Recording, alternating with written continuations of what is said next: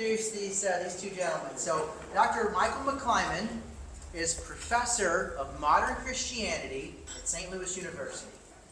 Mike's written or edited a dozen volumes that treat Christian theology, North American religion, world Christianity, comparative religion, and biblical studies. Dr. William Lane Craig is the visiting scholar of philosophy at Talbot School of Theology and professor of philosophy at Houston Christian University. He has authored or edited over 30 books, including the Kalam Cosmological Argument, assessing the New Testament evidence for the historicity of the resurrection of Jesus, Theism, Atheism, and Big Bang Cosmology, God, Time and Eternity, as well as over 100 articles in professional journals of philosophy and theology. We got this from your assistant. In 2016, Dr. Craig was named by the best schools as one of 50 most influential living philosophers. Give it up, you guys, for Dr. Michael McClymond.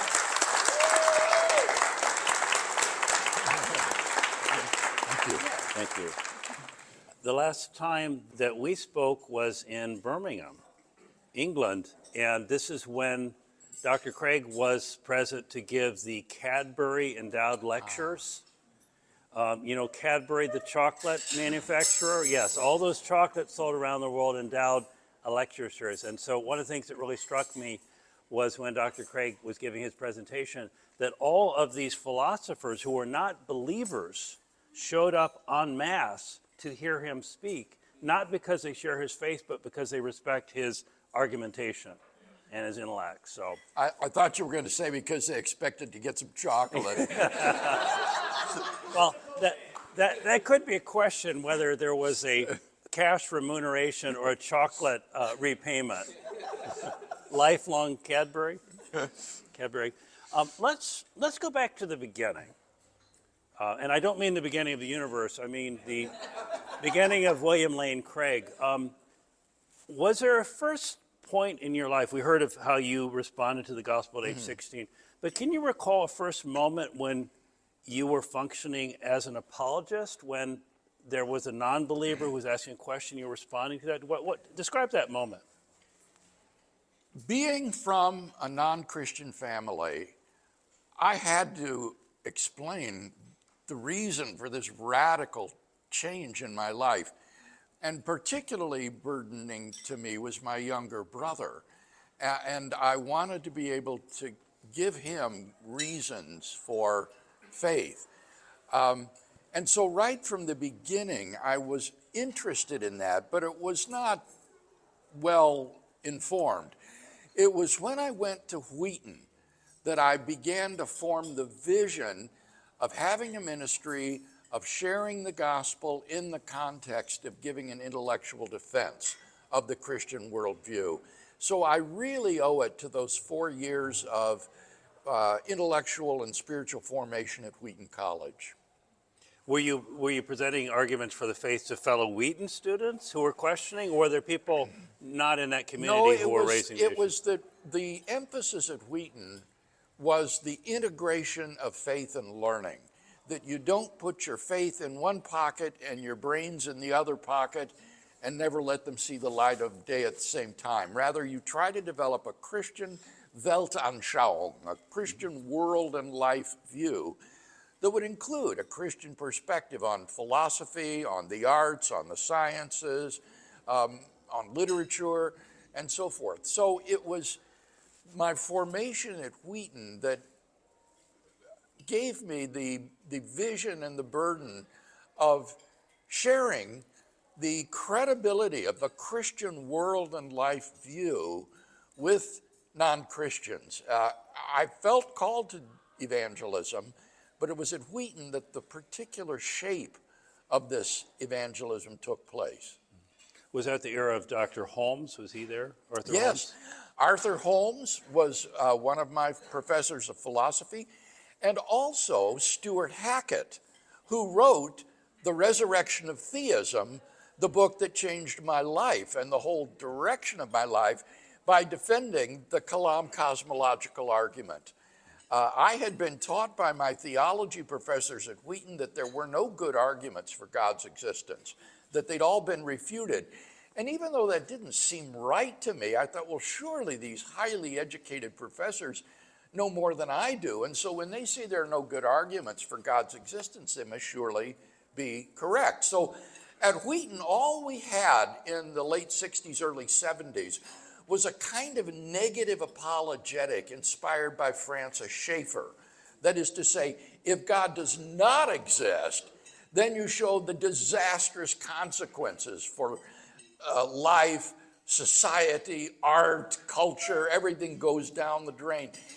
Well, that kind of negative apologetic only shows how bad things are if Christianity isn't true, but it doesn't give any positive reason to think that it is. But when I was about to graduate from Wheaton, I was browsing the college bookstore, and they had a clearance table, and on the table was this book by Stuart Hackett called The Resurrection of Theism. And I bought it, and then after graduation that summer, I began to read it. And it was an eye-opening experience, because here Hackett was defending arguments for the existence of God and responding to every conceivable objection that I could possibly think of. And the centerpiece of Hackett's case was what later came to be called the Kalam Cosmological Argument. And I was so gripped by this that I thought, if I ever get a chance to do a doctorate, I want to write my doctoral dissertation on this argument. I want to settle in my mind if this is a sound argument for the existence of God. And that's eventually what happened at the University of Birmingham under John Hick. And out of that came this argument that I dubbed the Kalam Cosmological Argument, and which I've used now for decades in debates and lectures on university campuses across the world. You've answered one of the questions I was going to ask, which was about how you became interested and involved in the cosmological argument. What about the other early focus on the resurrection of Jesus? What was the origin of that? You know, that's interesting, Mike. That actually came out of the years that Jan and I spent on Campus Crusade for Christ staff. When I graduated from Wheaton, we had a chapel speaker one day challenge us to take a couple of years out of our education and to wring out the sponge that had been soaking up all this knowledge during those 4 years in practical ministry. And I thought, well, that sounds like a good idea. What could I do? And the answer seemed obvious to me: Campus Crusade for Christ. So I joined the staff of Campus Crusade for Christ for 2 years, and it was there that I met Jan at Arrowhead Springs, and we fell in love and were married and shared a common vision of helping to fulfill the Great Commission together. And one of the principal speakers of Campus Crusade for Christ in those days was Josh McDowell. And Josh, in his Evidence That Demands a Verdict, placed great emphasis on the historicity of Jesus' resurrection and the case that could be made for it. Well, none of my Bible professors at Wheaton had ever said anything like this, that there could actually be evidence for events like the resurrection.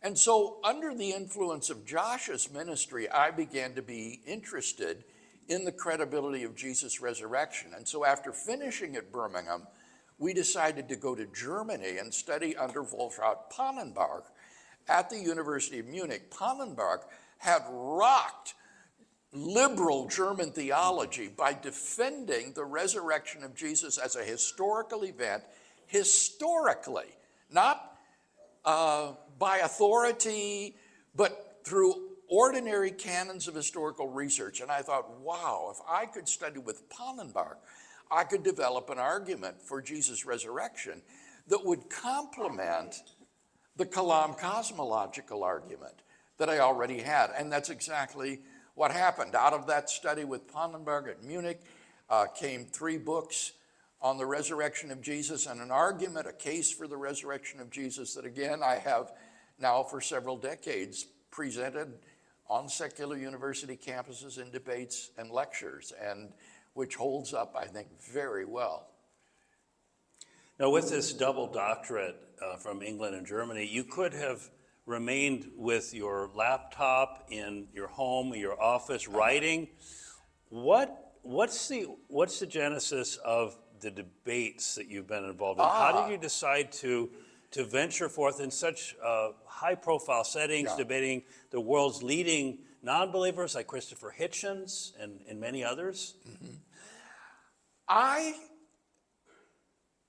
In high school, I participated in 4 years of high school debate activities.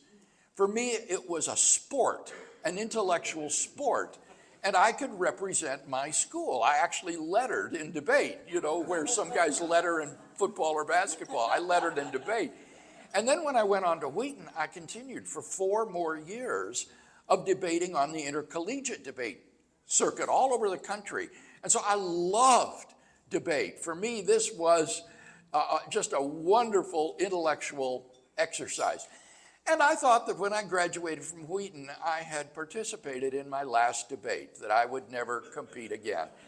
And then what happened was I started getting invitations from Canadian university ministries to debate in Canada on topics like humanism versus Christianity, or does God exist, or did Jesus rise from the dead? And the very first debate I ever had was at the University of Calgary in 1982 with Kai Nielsen, the atheist philosopher. And these debates, what I found out was, whereas maybe a few score might come and hear me give a lecture, hundreds of students would come out to hear a debate. Even thousands of students would pack these auditoriums to hear a debate. And what I realized was the debate was the forum for evangelism today on the university campus, because students are very skeptical of a one-sided presentation where all you hear is a Christian speaker. But when there's a level playing field and ardent advocates of each position are on the stage and given equal time and equal opportunity, students will come out in thousands to hear that kind of exchange. And just what inevitably happened, Mike, is that these non-Christian philosophers and scientists and biblical scholars would just show up unprepared.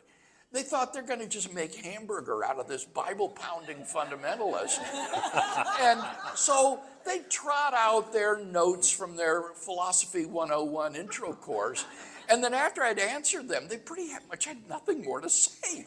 And so they just start repeating themselves and then resorting to personal attacks and emotional appeals to the students. And so these debates normally turned out to be really one-sided. And sometimes the atheist groups on campus would complain. They'd say these things were a setup by the Christians. They deliberately picked a weak opponent so that Craig could win. I don't think I ever won a debate in the eyes of these atheist students. I only didn't lose, because the other guy was even worse. But in fact, in many cases, it was the atheist club on campus that picked the opponent.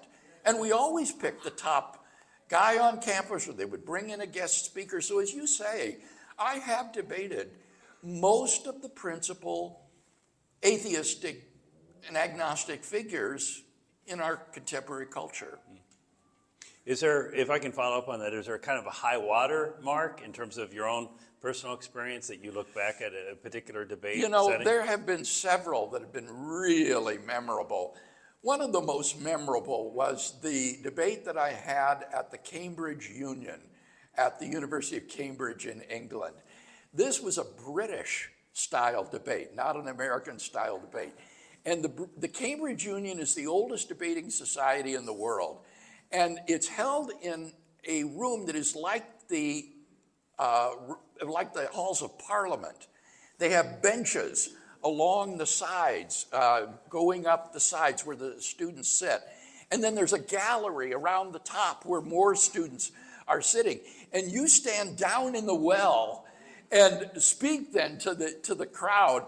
And and so I would stand down in the well and walk, back and forth in the well, appealing to the students and walking right up to my opponents, who are seated across from us, and addressing them directly. It was really wonderful. And the audience was a really hostile audience, really skeptical. And so I just felt like my task was to slowly turn this huge ocean liner to just at least a point of neutrality, where they would be willing to be open-minded. And in a British-style debate, the audience is allowed to interrupt the speaker by raising a point of order. And you have to call upon them at least 2 times during your speech.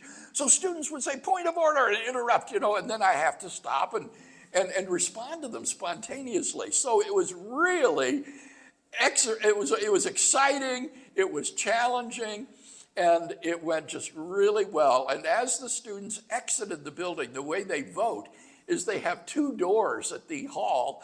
One says aye, and the other says nay.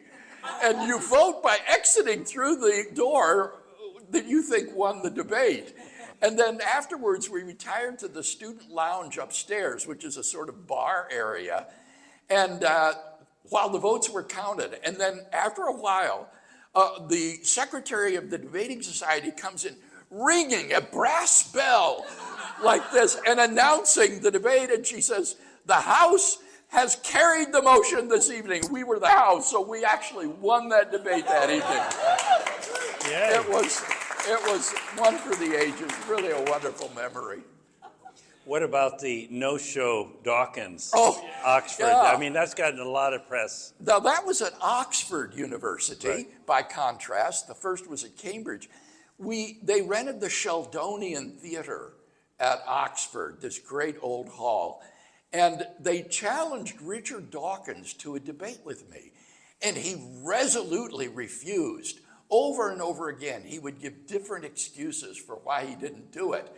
And the Christian group rented banners on the sides of the public buses running around through Oxford. And these, what did the banners say? It's something about, will Dawkins show up? Come and find out, September 8th at the Sheldonian Theater. Something like that, maybe there's no Dawkins. I think that's what it said. And these buses even apparently went by and stopped in front of Dawkins' house as on the route. And well, of course he didn't come. And so they had a place set for him with his chair, and they had his nameplate on the desk. And at the last minute, the moderator says, is Richard Dawkins in the house? He can still come down and take his place. Is he here? And everyone was silent. He wasn't there, so they removed his nameplate. And then I presented. And what they had then was a panel of 3 Oxford University professors who were atheists. And these 3 guys responded to me instead of Dawkins, so it was 3 against 1 now. But as is usual, they were terrible. And so again, the evening just went really well. It was a great time. I read an article later that someone was interviewing Dawkins about something unrelated and just mentioned your name. They said, I saw the muscles in his face tense up. Oh, I talked to somebody too who interviewed him for a documentary they were doing. And they said during this documentary, as they filmed him, they said, what do you think of William Lane Craig's response to you? And he said, turn off the mic. And then they turned it off, and they said he just laid into me. He was so angry. Mm-hmm. So they said, obviously, it touched a raw nerve. Now, I got to say, though, Mike, I may actually be on the stage with Dawkins at Pepperdine University in January. Oh, really? Yes, the Pepperdine University Christian group has got an event budget of $450,000. And they're bringing in me, Bishop Robert Barron, Jordan Peterson, Alex O'Connor, the cosmic skeptic. They said that Neil deGrasse Tyson has agreed to come, and that Richard Dawkins is also open to coming. So this would be, again, an incredible event if it happens. All together at the same time? Yes. Is it like a panel? Whoa. A big panel of all of us. You're going to have 100 million hits on that. Yeah. So keep your eyes out. You know, I'm not holding my breath, but it could happen. Now, just before we leave the debates, you've gone outside of Europe and North America at all? Have there been debates in other parts of the world, and was different kinds of experiences there? Just wondering. A little bit. I would only debate in an English-speaking. Well, I take that back now. I've done it in German. I've had debates in Germany, so I have done that. But other than that, in Australia, I had a series of debates with Lawrence Krauss that were very memorable. 4 debates in Sydney, Brisbane, Adelaide, and Melbourne. And then also in South Africa, at the University of Pretoria and Johannesburg, I had debates with a Muslim theologian there on Islam and Christianity, and another one as well. So I have done a smattering outside. I had one in Hong Kong, of all places, with a Buddhist. It was this woman Buddhist priest, and she had a shaved head, you know, completely bald, and wore these saffron robes and things. And we had a debate on Buddhism and Christianity. And so it was fantastic. Just so interesting, the variety of opportunities I've had to debate colorful people. If I can shift just a bit, ask about kind of your experience having done this now for decades.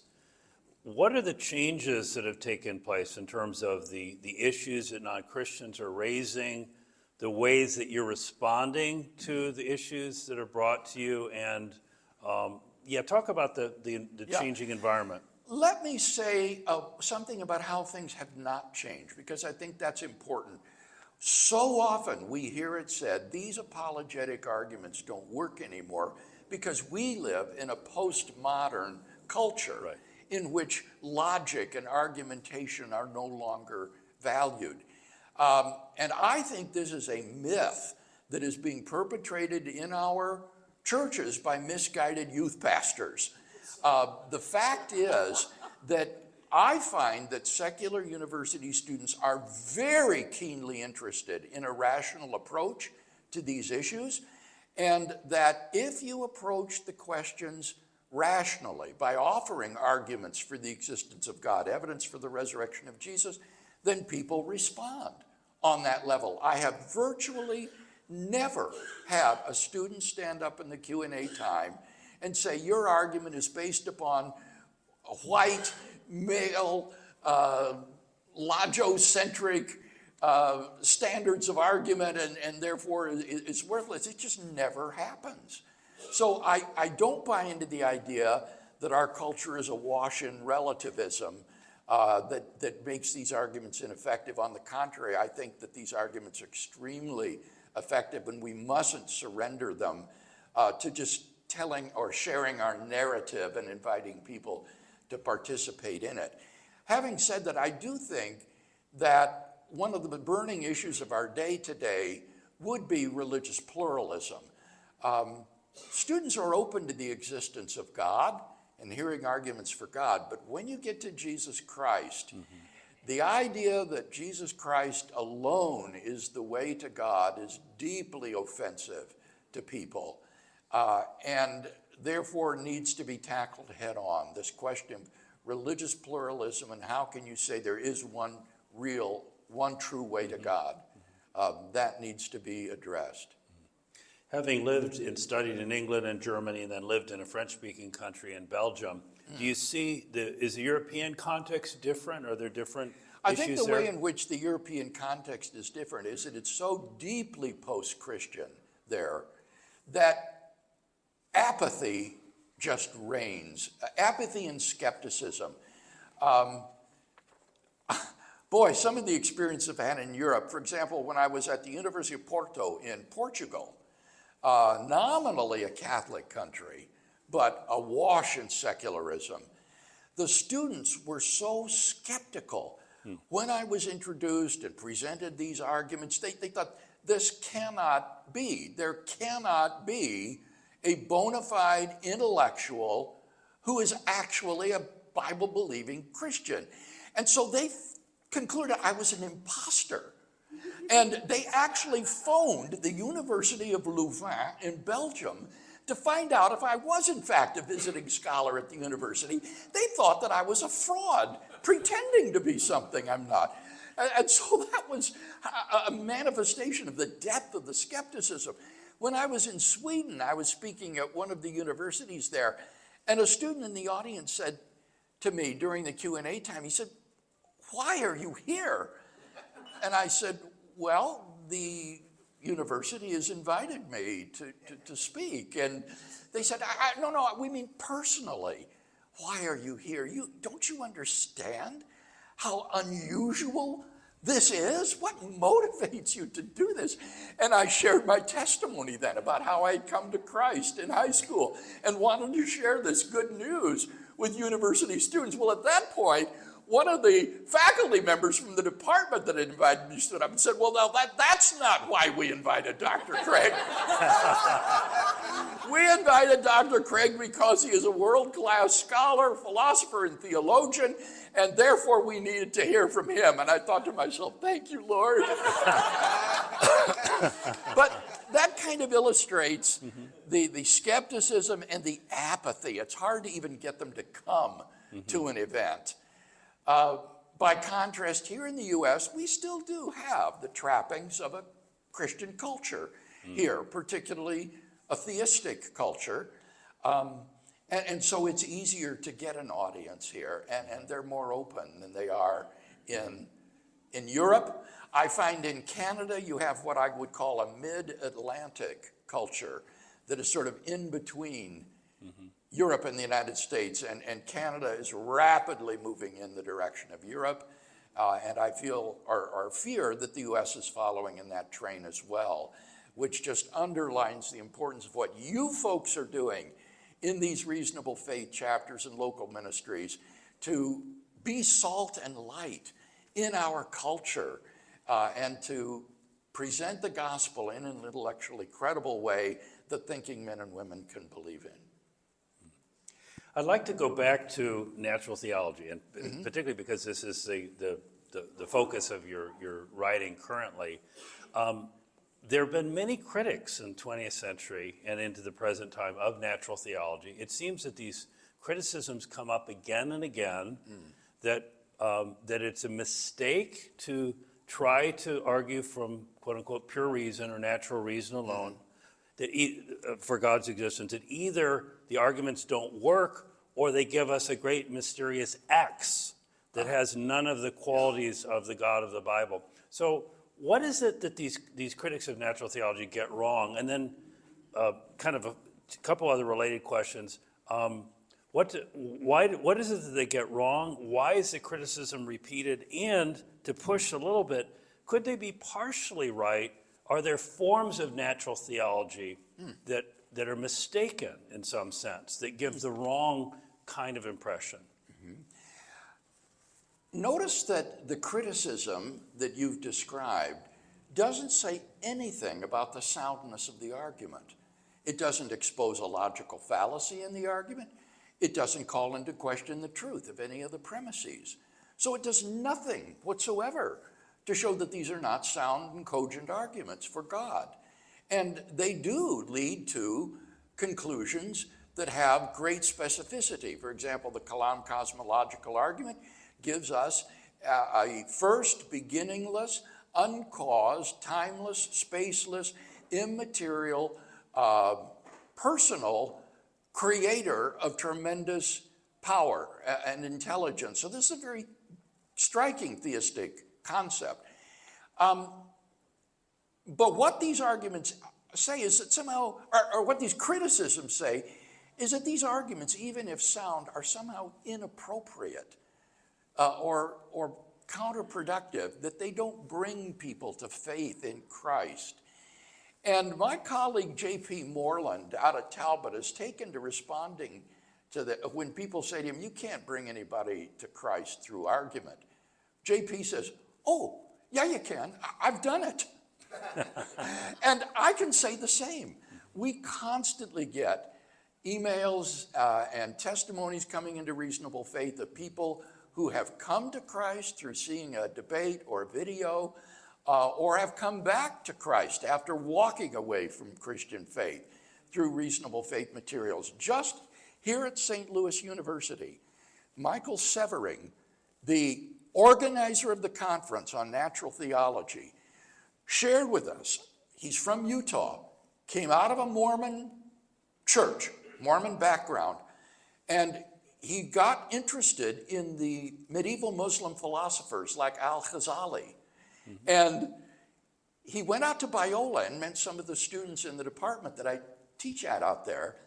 And when they heard about his interest in Al-Ghazali, they said, oh, you must love William Lane Craig and the Kalam Cosmological Argument. And he said, William, who? What? Argument? And this just lit a fire under him, he said. And to make a long story short, Michael became then a monotheist and a Trinitarian as a result of this, and is now reaching out to other Mormons to try to reach them with the gospel. So this is just one very recent example in the last couple days of meeting someone who has, as a result of these arguments, come to a more biblical faith. Now you're very well known as an apologist, and there are a few others that would, C.S. Lewis is widely known, of course. Who are some of the, in your view, key figures in Christian apologetics, let's say today or maybe over the last century, that are not as well known, that in your view have done important work? Mm-hmm. And please mention any who may have influenced you in your own approach. Yes. Well, I mentioned already Stuart Hackett and his book, The Resurrection of Theism. And I think Stu is one of those unappreciated treasures. He was ahead of his time. He published The Resurrection of Theism in 1957. And unfortunately, he published it with Moody Press. Well, you can imagine the readers of Moody books wouldn't appreciate the Kalam Cosmological Argument. So, like David Hume's treatise, it fell stillborn from the presses and was forgotten. And I've often reflected that if Stu Hackett's Resurrection of Theism had been published by Cornell University Press, the revolution in Christian philosophy that began in 1967 with Al Plantinga's God and Other Minds would have begun 10 years earlier with Stu Hackett's book. So he is one of those unappreciated heroes. And then I would say that the best Christian apologists, and I say this with respect, are not the popularizers that we all know. Mm-hmm. These popularizers are very important for bringing this material down to the layman or the person in the street, but they're not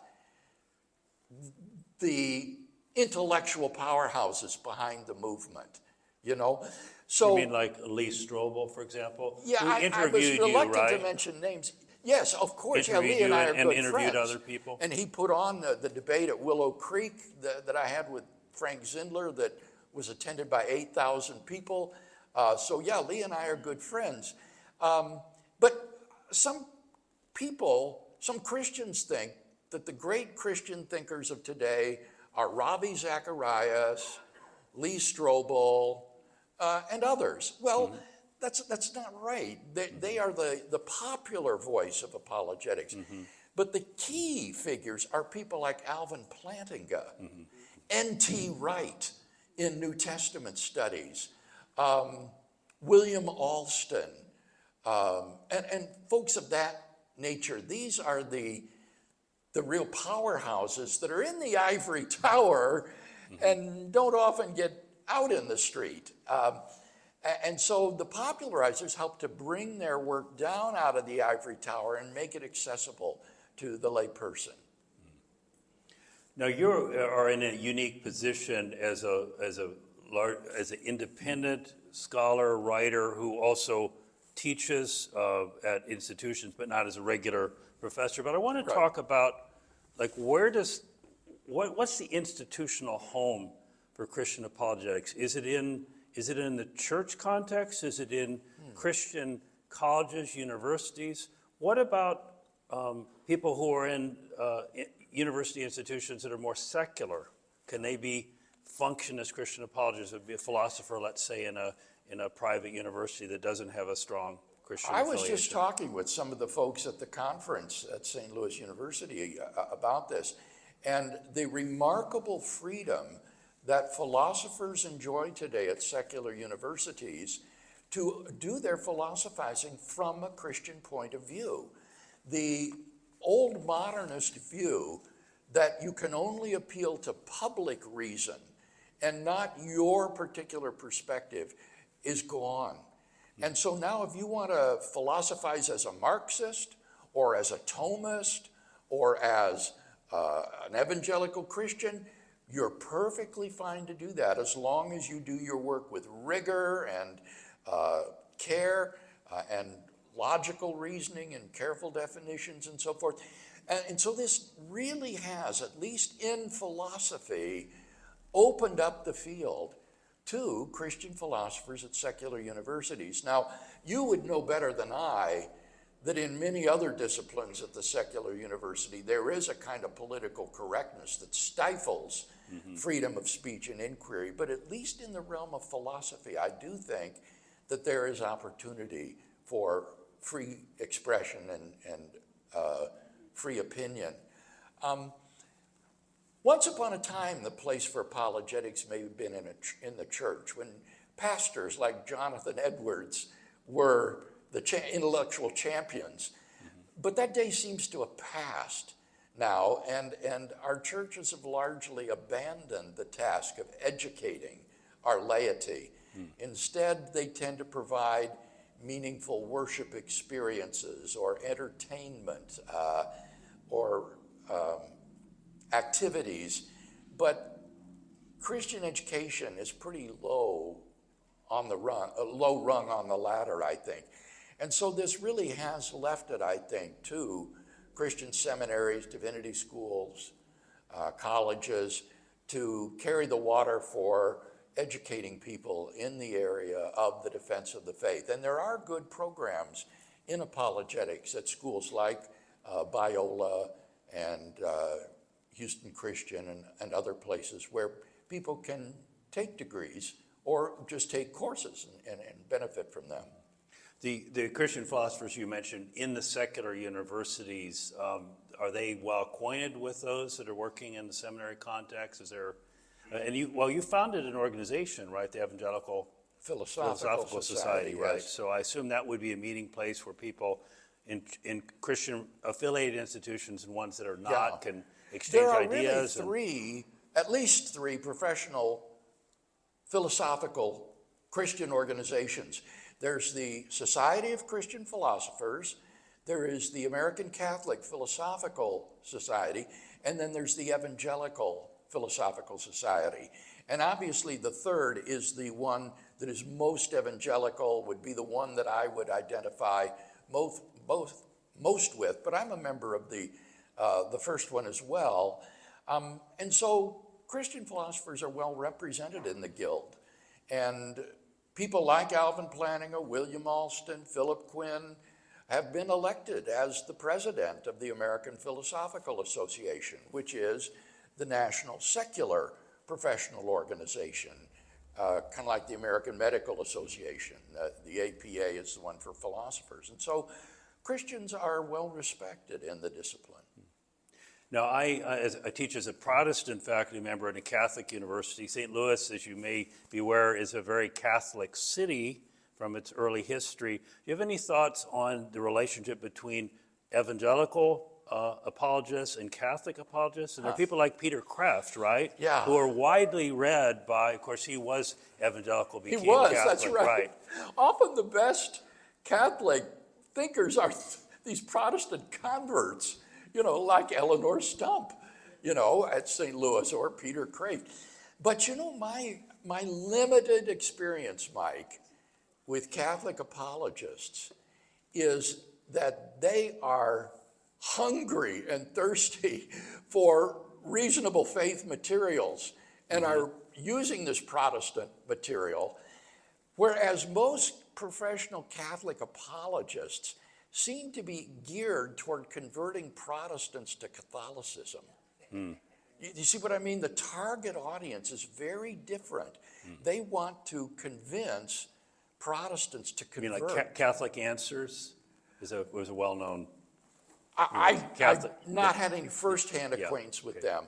But others, like Bishop Robert Barron with Word on Fire, has a more general outlook to winning the culture, winning the world.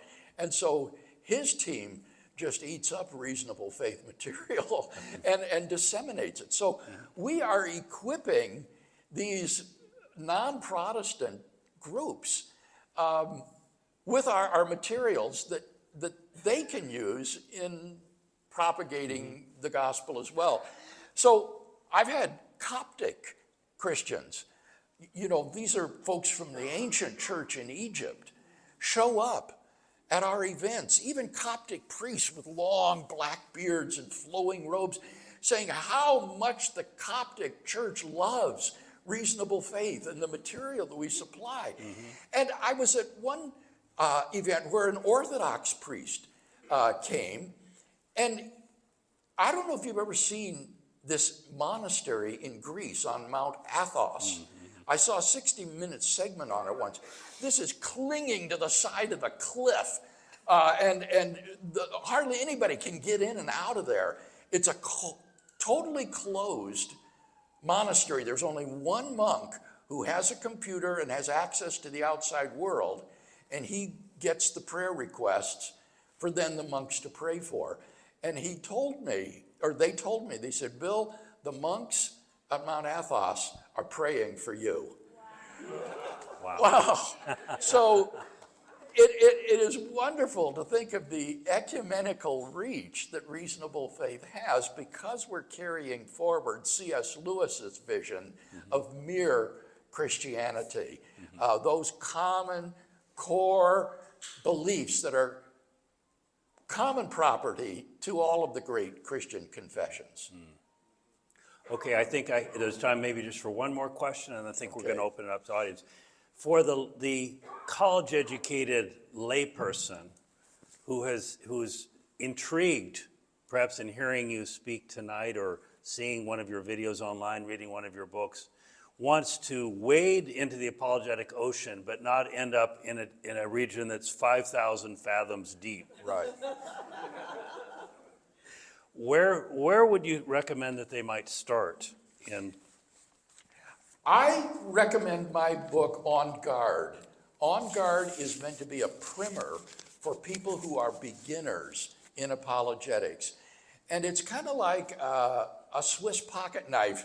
It's good for everything. It's got arguments for the existence of God. It's got responses to atheistic objections. It's got evidence for the claims of Jesus and his resurrection from the dead. And then a final chapter defending Christ as the only way of salvation. So if you will master the contents of On Guard, and I want to underline the word master, it's not enough just to read a book. A lot of people say, oh, well, I read that. I'm not talking about reading a book. I'm talking about memorizing the arguments and being able to share them with people from memory. If you digest and master the content of that book, you will be able to deal with 95% of the people that you encounter in your spiritual conversation. So I would start with On Guard, and the next step beyond that would be then my book, Reasonable Faith, which is sort of On Guard on steroids and goes to a more intermediate level. Very good, thank you. I think we're going to turn this over to questions. Sure. We'll start with Shane, and then we'll move from there, okay? On my podcast, the Homo Skeptic podcast, I've gone to a lot of events where you have Christians, and I think I polled about 100 Christians, and the question I would put to them was, what is faith? And the overwhelming answer that I got at these events, a different denomination represent a lot of different kinds of events. The overwhelming answer is, it's a blind leap. Yeah. So when I ask, why did you believe this way towards the Christian faith? There are a lot of different faith leap options, right? I often get a blank response. So it's just an internal gut feeling. It's something I can't explain. Faith is a spiritual sixth sense. My read of 1 Corinthians 15 is that this is the thing of first importance. That Christ he died, he was buried, he was risen again, seen by eyewitnesses, and foreseen by the prophets. I'm wondering, have we stopped teaching the thing of first importance? Mm-hmm. I think you're absolutely right that this defective view of faith puts people in a very perilous position. There is actually a non-Christian philosopher who engages in what he calls street epistemology.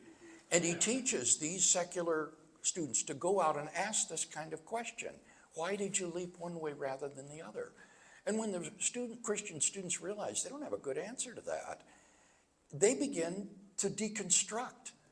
And some of them lose their faith because of this defective concept of faith. So it's really important that we convey to people a New Testament concept of faith.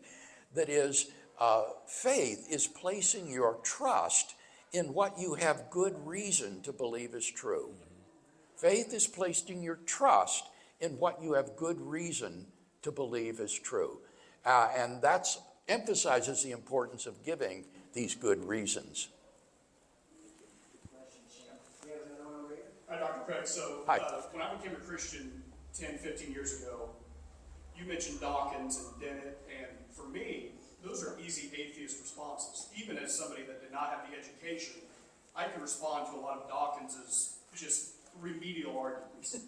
Today, Graham Oppy is a name that is brought up so much. And so I think now as a pastor and an apologist, I'm 30, and I look back and I listen to some of Graham Oppy's arguments, and I think, thank you, Jesus, that Graham Oppy was not alive or was not around when I became a Christian, because some of his arguments, when I get them explained, can be very convincing. And so, knowing Graham Oppy, and I know you've spoken to him, is there an Achilles heel? Is there a weakness that you found in discussing him and saying, okay, well, here, Graham, is where your worldview falls apart, and this is why Christianity is more probable than what you were describing? Graham Oppy is an Australian philosopher who I have said is scary smart. He is really brilliant and yet atheistic and secular. And what you have to do is simply read the scholarly literature in response to Oppy.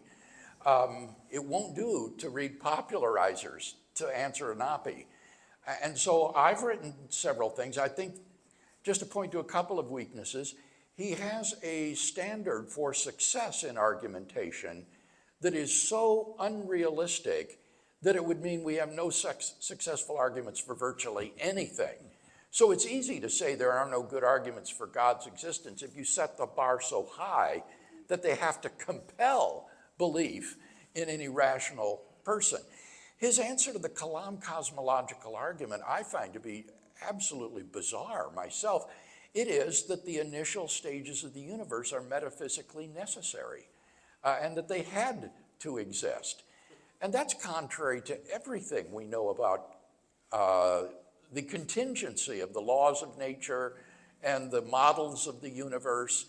And yet this, I think, is Oppy's faith commitment, that he believes that the metaphysically necessary being is the initial conditions of the universe, and so on and so forth. You've just got to see how professional Christian philosophers have responded to him, and then you'll be able to find, I think, good answers. Hi, Dr. Craig. I know you recently revisited the literature on the fine-tuning argument. Yes. For systematic theology. And my question concerns the initial low entropy condition of the universe. It seems like we use that as an example of fine-tuning. It's the 10 to the power of 10 to the power of 123. But then when the dialectic moves to the multiverse as a potential explanation we as theists say, well, hey, we could actually have a whole lot less or a whole lot more entropy in the universe for us to be around embodied conscious agents. We could be a pocket of order within a wider sea of equilibrium. And I've always wondered how to understand the use of the initial low entropy condition as an example of fine-tuning, but then we say when we're evaluating the multiverse, well, actually we can have a lot more entropy and we could still be around. Yeah, I'm not sure I see the inconsistency there. The idea of the initial low entropy position is that it's highly, highly improbable that the universe should have begun that way. And so that would be a condition that would characterize the very beginning. But then with respect to the multiverse, the argument there that Roger Penrose gives is the Boltzmann brain problem. That's the argument that I think is relevant, is that if we were just a random member of a multiverse, then there is no probability that we would be ordinary observers rather than Boltzmann brains that have fluctuated into existence out of the vacuum. And that problem is really, really difficult for the multiverse proponents to answer. Even if you can't prove that it's probable that we are Boltzmann brains, you are at least left with skepticism that there's no reason to think that our perceptions of the external world are veridical and that we are not just Boltzmann brains. So that argument seems to be perfectly consistent and I think goes through very well. So is it merely a highly improbable event or truly fine-tuning such that if it were to take a slightly different value, we embodied conscious agents wouldn't have existed anywhere throughout the universe? Now, if I didn't hear you quite as well without the microphone, but you said it's highly improbable. That is the thrust of the fine-tuning argument, is that the existence of embodied conscious life is much more probable given theism than given naturalism. And so when you compare the two, the probability of theism wins out. And I have to report that this argument from fine-tuning, of all the theistic arguments, I think this one is the most respected argument on the contemporary scene. Even non-Christian philosophers will say, yes, this is a good argument for God's existence. Now, they might think there's something else on the other side, maybe the problem of evil, that outbalances it. But in and of itself, it is widely recognized that the fine-tuning argument is a good argument for God's existence. What about the origin of life? The origin of life, What was Mike's follow-up question? I didn't hear that. I said, what about the origin of life as a design argument? Yes. I have recently worked on this, and what I want to say there is that the origin of life on this planet remains a mystery. And this is not just the opinion of certain radical conservative people like James Tour at Rice University in Houston.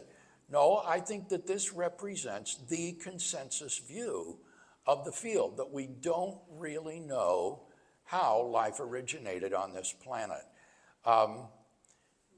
In the first place, we don't know how the basic building blocks of life were synthesized, those biomacromolecules that are essential to life, the nucleic acids, the carbohydrates, the proteins, and the lipids or fats. Nobody knows where these came from. They're not found in meteorite or comet samples from outer space. And so we have no evidence that these are prebiotically possible through naturalistic means.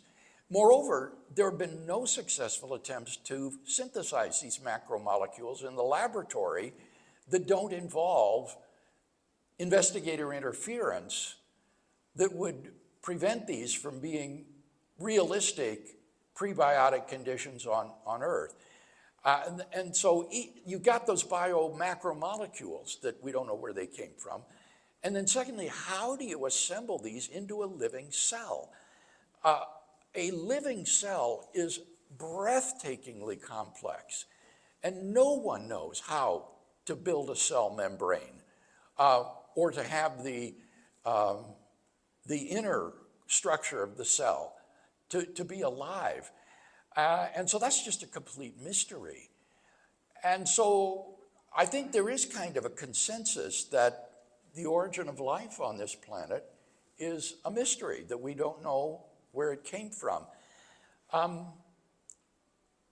But I think by far most people would be very reluctant to therefore draw a God of the gaps conclusion, that just because we don't understand the origin of life, therefore God did it.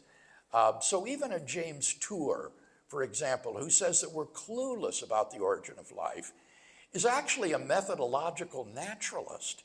He says, I never talk about God in my scientific work. I never infer to an intelligent designer. All I say is that qua organic chemist, we are clueless as to how life originated on this planet. Now, from a Christian point of view, now, no longer doing natural theology, but approaching this as a Christian theologian, as I want to do, it seems to me I'm quite open to say, well, what does the Bible teach about the origin of life? And it's pretty clear that Genesis 1 teaches that God is the author of physical life on this planet. Genesis 1 is a description of how God transforms the desolate, uninhabitable waste that the earth was. In Hebrew, this is tohu wa bohu. It is an uninhabitable waste. And over the 6 days of creation, God transforms this uninhabitable waste into a living biosphere fit for human habitation. And so as a Christian, I think that God is the one who's responsible for the origin of life on this planet. Now, how he did it, well, we don't know. Maybe he did synthesize bio-macromolecules and put them together and somehow form a protocell or something. We don't know the means. But I think as Christians, we stand very comfortably within mainstream prebiotic chemistry in saying that we believe that God is the ultimate author of life. We have another one over here. Go ahead and stand up. Hi there, Dr. Craig. I'm a huge fan of Molinism, but I have had a question about it. I was wondering if there might be some kind of issue for you to be watchful for.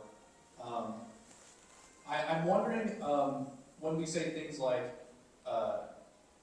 God knows which persons he could create and what they would do in any given situation, and chooses which world to create, which has those people, etc. I do wonder, has there any been work done into what exactly metaphysically makes up a person, and are there any properties that would kind of inform what kind of will we have and what we would choose? What kind of what? What kind of will we would have? Will? Yeah. Uh-huh. And like, if what prevents God from creating persons with different properties that might inform what kind of will they have? Like, what makes me choose Christ and not somebody else? You know, you've talked about persons that in no possible world would choose Christ. But why exactly is that, do you think? The doctrine of middle knowledge has revolutionized my theological thinking. I think it is the most fruitful theological concept I've ever encountered, and it informs all of my systematic philosophical theology that I'm doing. In fact, it occurred to me the other day that this is going to be the first Molinist systematic theology that's been written probably for centuries. And with respect to your question, the Molinist doesn't have a peculiar concept of what a person is. There's nothing there that would be different from what we would normally mean by a person. Namely, a person would be a rational, self-conscious being who is endowed with freedom of the will and with moral agency. Those are sufficient conditions for being a person. Now, that definition is broad enough to allow that there could be different kinds of persons. So there can be human persons on this planet, but on some other planet, maybe there are some Klingons who are persons. Josh and I have often talked about these other non-human persons. I think angels are non-human persons. They have those properties of intentionality, self-consciousness, rationality, and will, just as we do. And so they're persons, but they're not connected with a hominin body. And so they're not human persons. So certainly God could have created persons which would have different natures and be different in the way I described. Maybe more like just straight to the point. Like, do you think there's anything like substantive, like metaphysically about a person that why exactly do I have a will that chooses Christ, and maybe not somebody else? Oh, that's just freedom of the will. Yeah, that it is just that you are a free agent who has the freedom to either accept or reject God's grace. And that is distinctive of Molinism, is a deep commitment to libertarian freedom and the fact that God gives sufficient grace for salvation to every person he creates. So our salvation literally lies in our own hands, and it's simply your free choice as to how you will respond to God's grace. We have another question over here. And by the way, if you try to smuggle in 2 questions, you will be ejected from the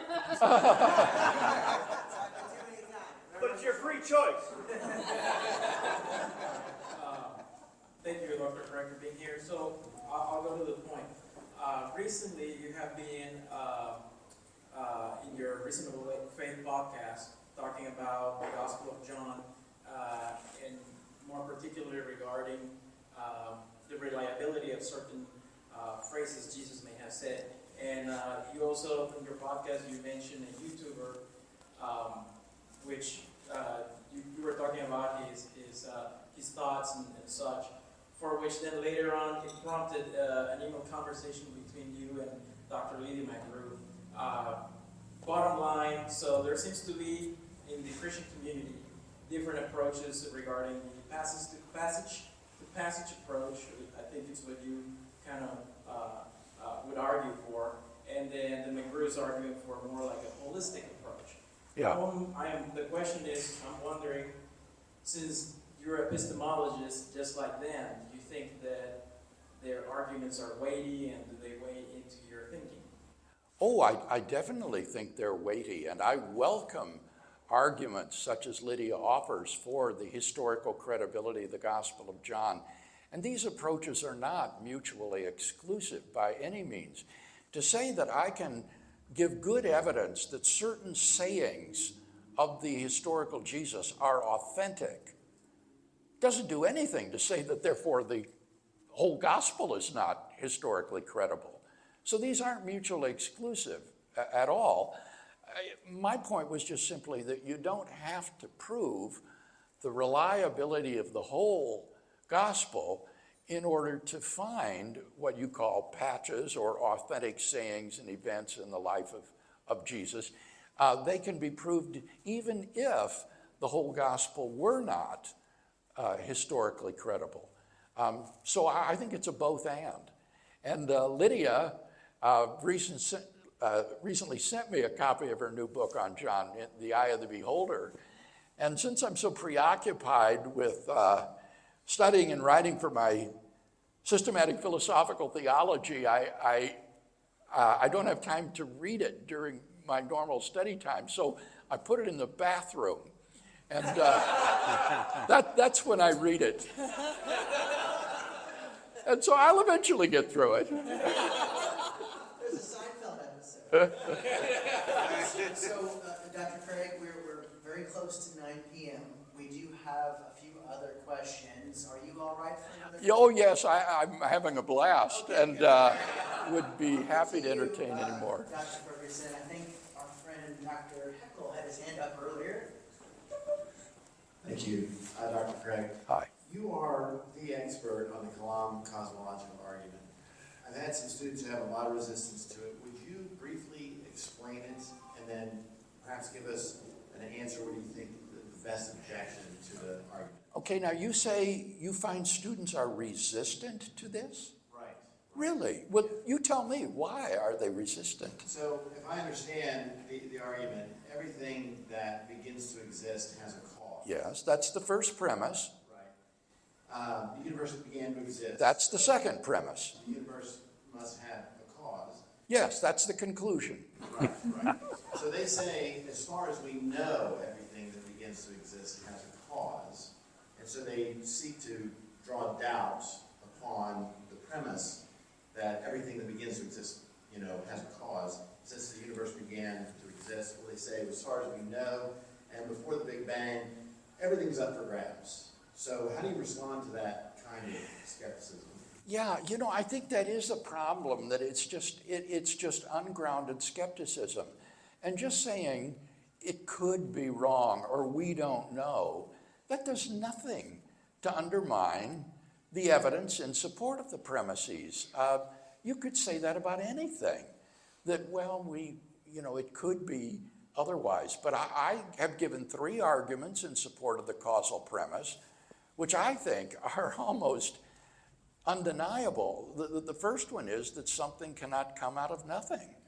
So honestly, I think anyone who denies the first premise is somehow intellectually compromised if he thinks that being can come from non-being. So that's just groundless. And then as for the second one, the universe began to exist. How could anybody deny that the probable evidence is that the universe began to exist? I mean, granted, it's not certain, could be overturned in the future, but how could anybody deny that in light of contemporary cosmology, that's probable? Even Lawrence Krauss, the skeptical physicist, in our debate in Australia, he finally came to the point where he says, yes, I think it is probable that the universe began to exist. Well, that's all I'm claiming. And it's not just the Big Bang that makes that probable. You've also got the thermodynamic properties of the universe that make it probable. So you've got dual scientific confirmation, which makes it even more probable. And then in addition to that, you've got the 2 philosophical arguments for the finitude of the past, which have been now drawing increasing defenders like Alexander Pruss and Robert Koons. And for me, it's those philosophical arguments that are the primary basis for affirming the universe began to exist. And the scientific confirmation is just like icing on the cake. So I think that these students are probably ill-informed. I'll bet they've never really gotten down and dirty with the arguments and the evidence, but they're just sort of being the skeptic and just saying, well, it could, maybe it didn't happen. And that's not to provide a credible alternative explanation or to undermine the evidence that we do have. So that's how I guess I would respond. And I bet that wouldn't be adequate to them. I'm sure that wouldn't convince them. But I would take that to be a token of their irrationality rather than a deficiency in the argument. Hi, Dr. Craig. I wanted to change gears and ask a different kind of question. So a person through whom I found out about you is Dallas Willard. He admired you greatly and recommends your work and so forth. And it made me wonder, what is the role of your own spiritual formation and your life of discipleship in doing this kind of work? Because I think there can be a stereotype of apologists as sort of, ruthless logic choppers or something like that. And I'm just curious how that weaves into doing this as a ministry, even though you're doing intellectual work as a scholar. Yeah, I think it's so important for those of us who are in this kind of ministry to mind our spiritual formation and our development. So I try to do the spiritual practices that are conducive to a walk with the Lord, like daily prayer, daily Bible devotions, daily devotions and prayer with my wife, corporate worship and singing, fellowship with other Christians, involvement in evangelism. I think that these are the kinds of things that can help you to maintain a vital Christian life. And then I also really take to heart what Paul says. Don't think too highly of yourself than what you ought to think, but think with sober judgment. And the fact is, I realize all too acutely my deficiencies. I feel so ignorant sometimes, and in writing this systematic theology, I think I'm so acutely aware of how inadequate I am to the task and how inadequate the job is that I'm doing, but I'm doing the best I can. I will say that I'm giving it my all, and I can't do any more than that. But I do think not to be full of yourself and to try to think properly about yourself is really, really important to maintaining that correct spiritual walk. We have another one over here. I think you two know each other. We do. Hey, Bill, first of all, I just want to thank you for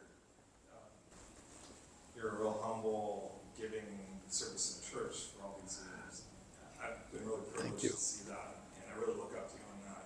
Oh. And I think a lot of us would really be glad of our lives with that faithfulness, so thank you. I do have this problem that I'm working through, and I wanted to get your take on it.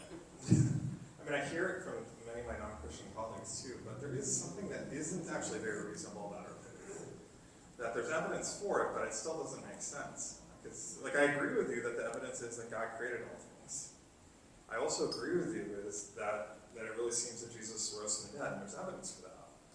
But isn't it unreasonable to think that the creator of all things chose to allow his son to die on a cross for us? I mean, we're just us. Like, what is man? He's mindful of us. We're like the most insignificant of dust when you think about a being capable of creating everything. Yeah. And it seems that, I mean, I affirm these things to be true, but it seems if I'm to truly affirm them to be true, I have to recognize that these things are not what I would expect. They're even not reasonable. I mean, I can accept that it's true, but I don't have a good account for it. Do you have a good account for it, or is there a way to... Well, I think so. Yes, I think, Josh, you're thinking like a naturalist there in saying this. The value of an object is not determined by the size of the object. We are indeed infinitesimal in comparison with the universe as a whole. But as the great Catholic philosopher Frederick Copleston said, one single human being is worth more than the entire material universe put together, because we're made in the image of God, and therefore we have intrinsic moral value. And therefore, even though we're infinitesimal, diminished in size, we are enormously valuable and therefore worth redeeming. And so seen in that light, why shouldn't the creator of the universe assume a human nature, become like one of us, so as to provide atonement for our sins, cleanse us of unrighteousness that separate us from him, and then draw us into this incommensurable good of fellowship with himself? To me, that's eminently reasonable, although it does involve this tremendous act of condescension on God's part. But that's exactly what the Christian affirms, is that God does condescend to take on a feeble, frail, mortal human nature. But it is a mortal nature that is of inestimable value because of our being created in his image. We have Joe right here. Let me ask this real quickly. Well, sure, David, why not? It says image and likeness. What's the difference there between image and likeness? Okay, I didn't Image and likeness. Apparently, from what Hebrew scholars tell us, there's no difference. The image and likeness of God are basically synonyms. And the dirty little secret is that Genesis 1 doesn't tell us what it means. It does not define what the image and likeness of God is. But it does tell us that it is what differentiates humanity from the rest of the animal kingdom.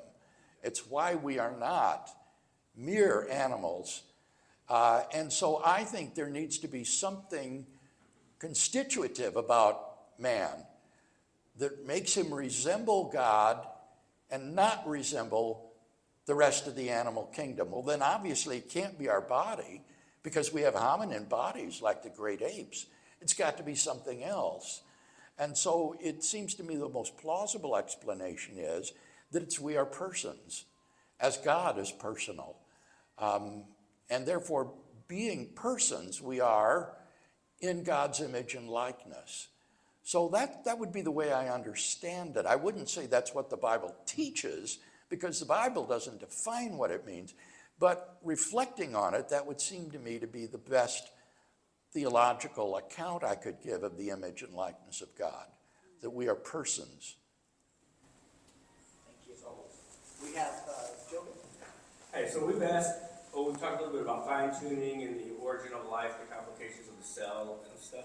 So I've had some of these discussions online with skeptics, and we keep breaking it down, and they bring up the God of the gaps theory. Yes. And I say, well, when you really look at how complicated this is, and then faith is what you believe, even though you can't confirm it in a laboratory. And I said, but then you guys are looking for space aliens and the multiverse and stuff you can't confirm.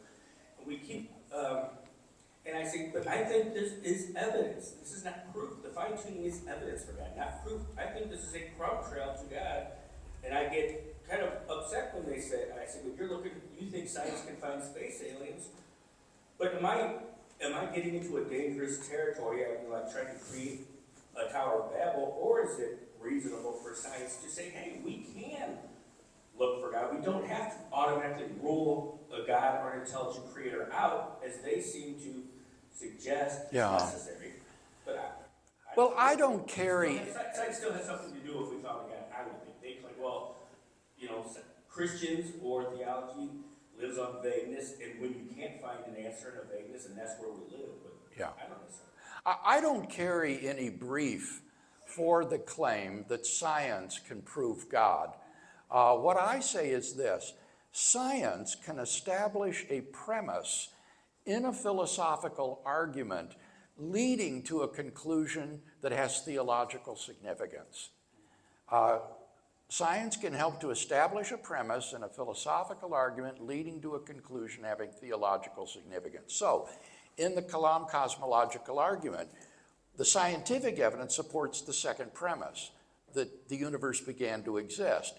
That's not a religious statement. That is a religiously neutral statement that can be found in almost any textbook on astronomy and astrophysics. In the fine-tuning argument, the claim that the fine-tuning of the universe is not due to physical necessity or chance is supported by the best scientific evidence. And again, that's not a religious claim. Dawkins also agrees that the fine-tuning is not best explained by physical necessity. On the other hand, other scientists will say it's not best explained by chance. So that's not a God of the gaps reasoning, because you're using the scientific evidence simply to establish a religiously neutral premise in an argument that leads to a conclusion that does have theological significance. So that's not God of the gaps reasoning at all.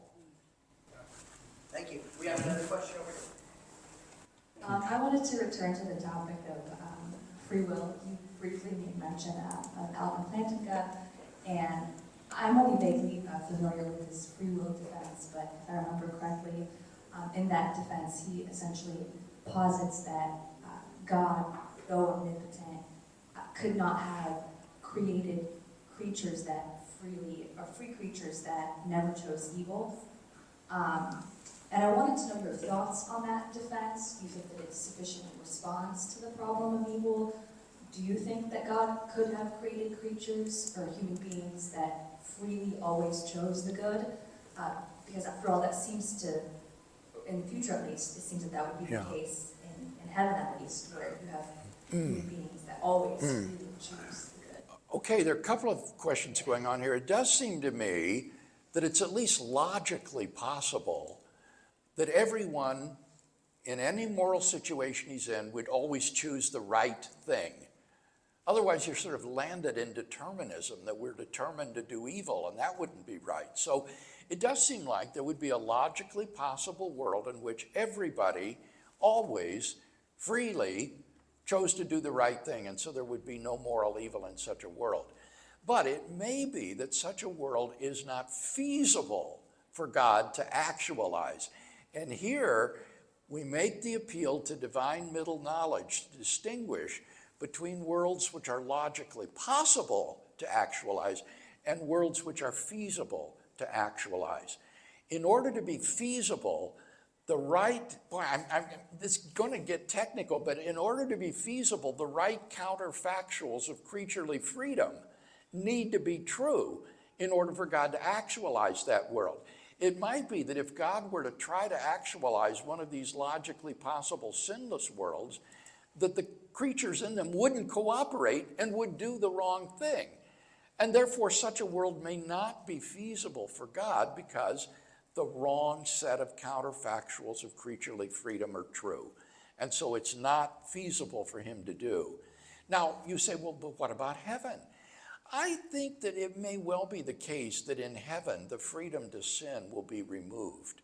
I think that when we see the beatific vision of Christ, we will be so overwhelmed by his beauty and holiness that the freedom to do evil will be effectively removed. It would be like iron filings in the presence of a gigantic electromagnet. They would just stick to it, and they couldn't possibly fall away because it would be so attractive. And I think similarly, when we no longer see through a glass darkly, but see God clearly in all his glory and beauty, that the ability to sin will be removed. So I see this life as a veil of decision making. God has created us at a sort of epistemic arm's distance, as it were, which allows us the freedom to resist his grace and refuse him if we so choose. But when we get to heaven, that epistemic distance will be removed and we shall see him clearly, and then the freedom to sin will be gone. And therefore there would be no danger that sin might occur in heaven. We have another question over here. Hi, Dr. Craig. I live in a sea of people that feel that they're very rational, and I've tried to use over the years these rational arguments that you spoke about. In your initial comments, you said the rational argument is the one that would work best, right? To repeat the logical argument for why God exists. Yet there's no openness to it because it becomes a rhetorical, positional debate all the time. And so what I found was I've been really compelled by Keller's argument that says that we should not challenge it, but rather step alongside and gently show them why their belief is unreasonable. What do you think? This is a question of evangelistic strategy. It's not a question of the soundness of the arguments or the defense of them. And I don't claim to be a specialist in evangelistic strategy. How's the best way to present these? I thought initially, I must say, that I would try to conceal the logical structure of the argument to make it more rhetorically pleasing, more of a narrative. But what I found over the years was that students loved hearing the premises articulated 1, 2, 3, and seeing how clearly the conclusion follows. Especially engineers. Engineers just love this stuff. And so over and over again, we find that engineers in whatever field of engineering just resonate with this material. So I no longer try to hide the logic and put it in like a pleasing narrative. I just make it explicit. But you can still try to be winsome and say, don't you think this makes good sense? And try to be a winsome persuader, not to try to convince them they're irrational or anything like that, but just say, gosh, I really find these convincing, don't you? Just see what they say. We have one more right here. Well, that's actually a great segue into what I was kind of getting at here, is the whole culture wars thing and everything. You know, I actually disagree with you on a couple things that you just said a few minutes ago, but like I just would love to talk for hours and hours and hours and hours. There's no end to it. But I get frustrated with my Christian brothers and sisters just as much as I'm getting frustrated with my atheistic friends. And like, you know, when you're talking about life, people bringing up Darwinism. I mean, Darwinism's old. I mean, you know, we got neo-Darwinism, we got new things, we got all kinds of great stuff going on, even though we still don't know anything about how the origins of life happened. So anyways, you seem like you're really enjoying talking to us. You have a winsome attitude. I mean, you're just super enthusiastic. And I find myself getting to the point where, what the hell is wrong with you? With whom? What the hell is wrong with you? With me? Oh. The question is that how you get frustrated, and when you do that, your style seems to overcome that. So. Okay, now, did I understand that was a backhanded compliment. Okay, so he wants to know what gets me frustrated, or? Why aren't you a culture warrior? Why are you so winsome? Oh. That's kind of, right? Is that? You know, remember I told winsome? you when I became a Christian in high school, I felt called to share the message of the gospel, to win people to Christ. And that remains my overall calling. I'm an evangelist. I want to win people to Christ.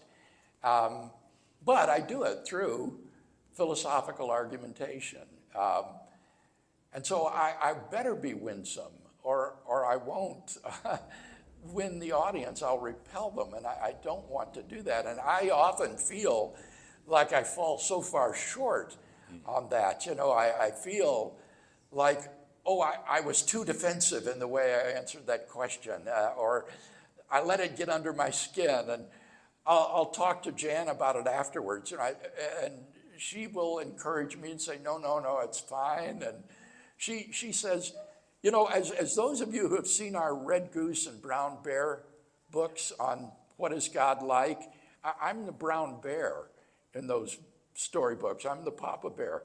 And so she says to me, whenever I go out like this event tonight, she says, just be your fuzzy bear self. And that's what I try to keep in mind, you know, to be my fuzzy bear self so that we get along great. Well, I want to thank all of you for coming tonight. This has really been an enjoyable evening. Appreciate all you do. It's a good note to end on. If I may I sneak in one more? It's a short question. And probably a short answer. Yeah, that's true. But I want everybody's time. If in fact this were a room full of pastors and youth pastors, and many of them were skeptical about the use of apologetics, let's say youth ministry or even in a church, if you had a few minutes to talk with them, what would you say? Okay, my advice to pastors is don't try to do this yourself. You have got too much on your plate. Preaching, counseling, administrating. You don't need to try to shoulder the burden of having an apologetics ministry in your church. That would be a big mistake. Instead, what you do is you find some layman in your church, like Bruce Clark or Conway Wong or someone like that, who's got a burden for this, and then you empower them to carry out this kind of ministry in your local church. Pay for them to attend conferences and get trained. Maybe pay for them to enroll in a program at a Christian seminary and to take courses and things. And then help them to have the financial resources and the support of the church and providing space for them to meet and encouraging them. If you will do that, that will be, I think, the key to success in your local church, and it will free you up from carrying this burden yourself. Thank you very much.